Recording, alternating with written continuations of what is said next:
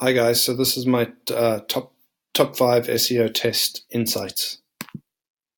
So the first one's around duplicate content. So your pages actually only need to be 51% unique to pass Google's duplicate content filter. So a lot of people think that duplicate content is a penalty. It's actually not.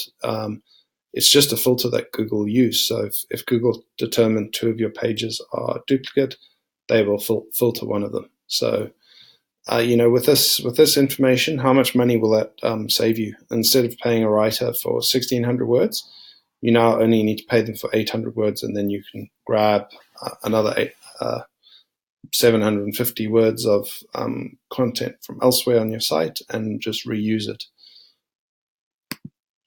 The next insight is keyword density versus or word count. Which is the stronger factor?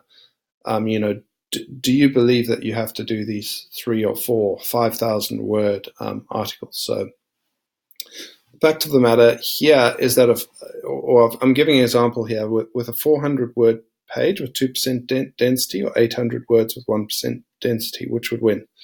So density actually wins. So once again, I'm asking how much money will this save you? So what I tend to do with this information is I focus on the lower end of the range for word count. So, if my competitors that are in, say, the top 5 have a word count between 800 and 3,000 words, I'd actually go for producing content of 800 words rather than 3,000. But I'd make sure that my keyword density was, at or slightly above the top competitor.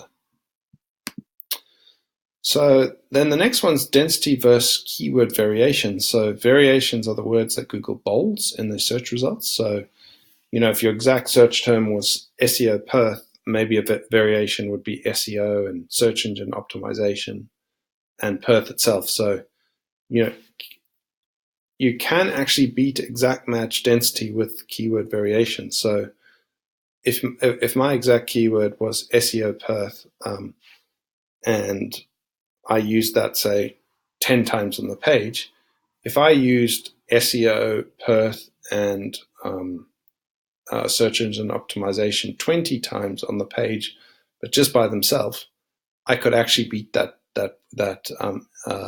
SEO Perth exact match. So this was a really cool find, because it's actually a lot easier to break the keyword phrase up into its various elements and just add a lot of those to the page than it is to keep rewriting the exact match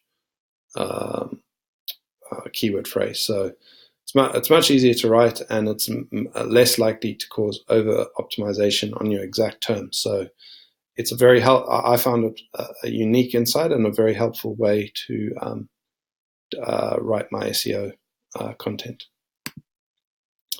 The next one is having unique open graph.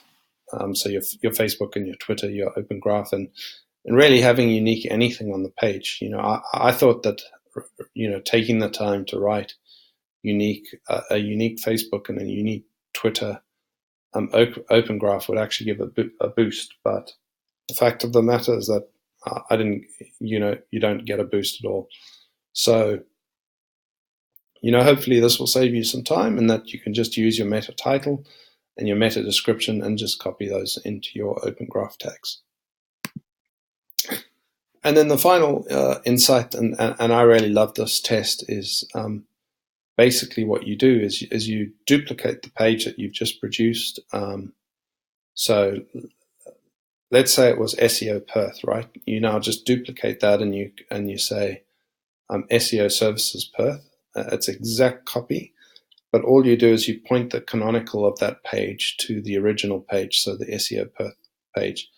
And this actually gives a boost, and it's very easy to do. And it will give you a slight edge over your competition. So,